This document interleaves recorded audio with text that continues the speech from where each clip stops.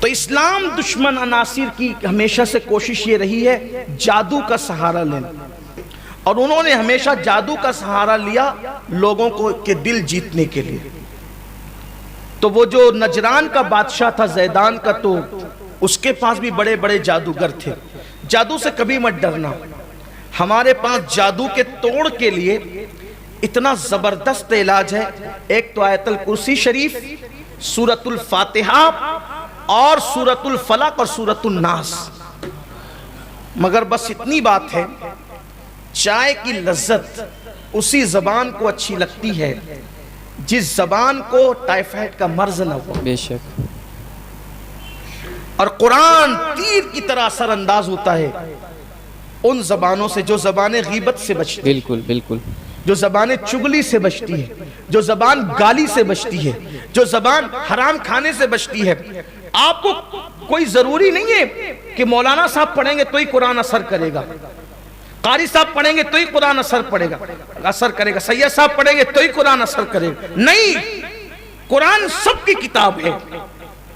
وَنُنَزِّلُ مِنَ الْقُرْآنِ مَا هُوَ شِفَاءٌ وَرَحْمَةٌ لِّلْمُؤْمِنِينَ کہ قرآن مومنوں کے لیے شفا ہے، مومنوں کے لیے رحمت ہے۔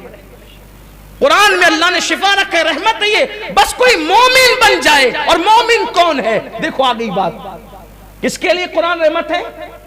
وَرَحْمَةٌ لِّلْمُؤْمِنِينَ، قرآن مومنوں کے لیے رحمت ہے۔ مومن کون ہے؟ اللہ کے رسول علیہ السلام فرماتے ہیں جس کی زبان سے اور جس کے ہاتھ سے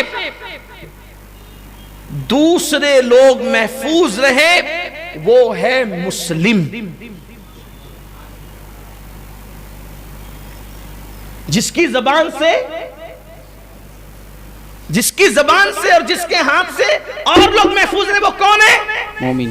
اس سے بڑا مرتبہ ہے مومن۔ مومن کون ہے؟ جو اپنے ہاتھ اور زبان سے کسی کو تکلیف نہ پہنچائے وہ کون ہے؟ مسلم۔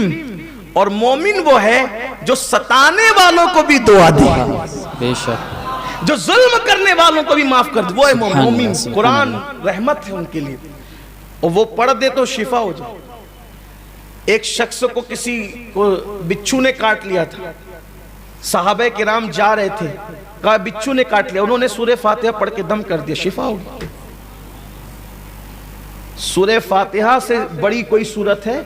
سورۃ الشفا ہے، سورۃ الدعا ہے، سب مسانی ہے، ام الکتاب ہے، فاتحۃ الکتاب ہے، کتنے نام ہے اس کے، سورہ فاتحہ۔ لیکن ہمارا حال تو یہ ہے کہ جو آسان ہے اس پہ ہماری توجہ ہی نہیں ہے۔ آقا فرماتے ہیں اگر اللہ امت محمدیہ کو ہلاک کرنا چاہتا تو نہ کبھی فاتحہ دیتا نہ کبھی ماہ رمضان دیتا۔ کیا میں اپنے ذوق کے مطابق کہہ رہا ہوں، اگر ہلاک کرنا چاہتا تو اللہ اس قوم کو کبھی فاتحہ سے مراد سورت فاتحہ کبھی نہ دیتا۔ پتہ چلا جہاں فاتحہ ہوگی وہاں کبھی ہلاکت نہیں ہوگی۔ اور 1857 کے بعد والے پورے قرآن میں کسی سے نہیں چڑھتے، وہ فاتحہ سے ہی چڑھتے ہیں۔ الفاتحہ کہو تو تکلیف، فاتحہ پڑھو تو تکلیف، قبر پہ الفاتحہ تو تکلیف، اذان سے پہلے الفاتحہ تو تکلیف، نماز کے بعد الفاتحہ تو تکلیف۔ اور حضور فرما رہے کہ اگر اللہ اسے ہلاک کرنا چاہتا فاتحہ اس قوم کو نہ دیتا۔ تو فاتحہ کیا ہے؟ مفتاح الکتاب ہے یہ فاتحہ، سورۃ الفاتحہ۔ نہیں ہم بھی پڑھتے ہیں تو پھر یہ الفاتحہ سے جھگڑا کیوں کرتے ہو؟ اور یہ سورہ فاتحہ کی شان ہے، سورہ فاتحہ کی شان ہے کہ سورہ فاتحہ کو جب جس نیت سے پڑھو اللہ اس مقصد کو فوراً پورا فرما دیتا۔ سبحان اللہ، سبحان اللہ، بے شک۔ اگر کوئی بہت زیادہ ڈنگ ڈانگ کرتا ہے اس کا چہرہ دیکھ کر کے اس نیت سے سورہ فاتحہ پڑھ لو کہ یہ نرم ہو جائے، وہ نرم ہو جائے گا، یہ مسخر ہو جائے۔ یہ بات ہے، سورہ فاتحہ کو سمجھا کیا ہے؟ بیماریاں بھی اس سے جاتی ہیں، بلائیں بھی اس سے جاتی ہیں۔ بارش نہیں ہو رہی ہو سورہ فاتحہ لکھ کر اس کا ایک طریقہ ہے، وہ عمل کرو، بارش ہوتی ہے۔ سورہ فاتحہ کی بڑی برکت، اور اسی لیے تو پورا قرآن نازل ہوا، شیطان نہیں رویا۔ پورا قرآن نازل ہوا، شیطان نہیں رویا، قل ہو اللہ ہی نہیں رویا، اقرا ہی نہیں رویا، بقرہ ہی نہیں رویا، سورہ طارق آئی نہیں رویا, سورہ یوسف آئی نہیں رویا, نہیں رویا وہ, لیکن جب فاتحہ آئی تو رویا. دو مقام پہ بہت رویا, زبردست رویا. کب رویا؟ جب سورہ فاتحہ نازل ہوئی تب رویا.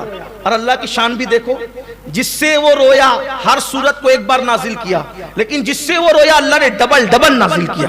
اسی لیے اس کو سبا مثانی بھی کہتے ہیں, دوبارہ نازل کیا. کوئی سورت دوبارہ نہیں آئی ہے, کوئی سورت دوبارہ نہیں آئی ہے. ہر سورت کے متعلق اختلاف ہے, لیکن پوری امت کا اجماع ہے کہ سورت الفاتحہ مکمل طور پہ 2 مرتبہ نازل ہوئی. اسی لیے اس کا نام سبا مثانی ہے.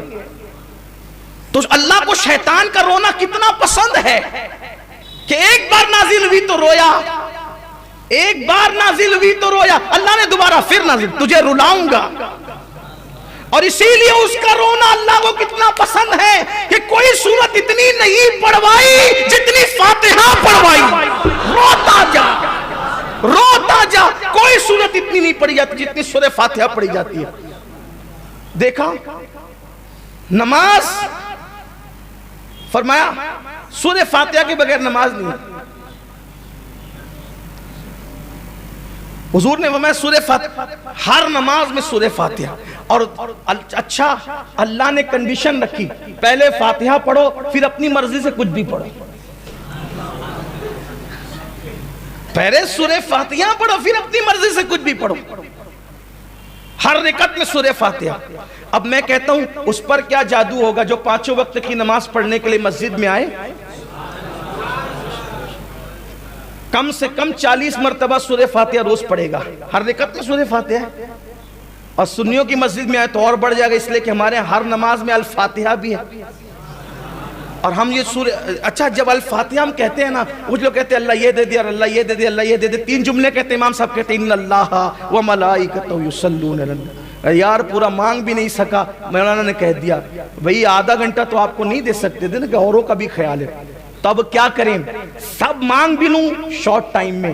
تو الفاتحہ اسی لیے تو کہا کہ فاتحہ پڑھ, سورہ فاتحہ پڑھ. جس نیت سے پڑھے گا وہ سب کچھ تجھے مل جائے گا. بلکہ حدیث پاک میں آتا ہے جو فاتحہ پڑھے, جس کے پاس ٹائم شارٹ ہو, وقت کم ہو, اور وہ سورہ فاتحہ اس نیت سے پڑھے, جو مانگے گا وہ بھی ملے گا, جو نہیں مانگے گا وہ بھی عطا کیا جائے گا. سورہ فاتحہ. اور بہت رویا شیطان جب سورہ فاتحہ آئی تو. اور دوسری مرتبہ کب بہت رویا؟ جب حضور کی میلاد ہوئی تو پتا چلا اس کو چڑ ہے میلاد سے اور فاتحہ سے. اس کو چڑے میلاد سے اور فاتحہ سے. پھر سنیوں نے اس دن سے ٹھان لیا شیطان جی اگر آپ کو تکلیف ہے میلاد اور فاتحہ سے, ہم کچھ کریں نہ کریں فاتحہ بھی کرتے رہیں گے, میلاد بھی کرتے رہیں, حشر تک ڈالیں گے ہم پیدائش مولا کی دھوم, مثل فارس نجد کے قلعے گراتے جائیں گے, خاک ہو جائے عدو جل کر مگر ہم تو رضا, دم میں جب تک دم ہے ذکر ان کا سناتے جائیں. فاتحہ پڑھتے رہو, جادو سے بچتے رہو.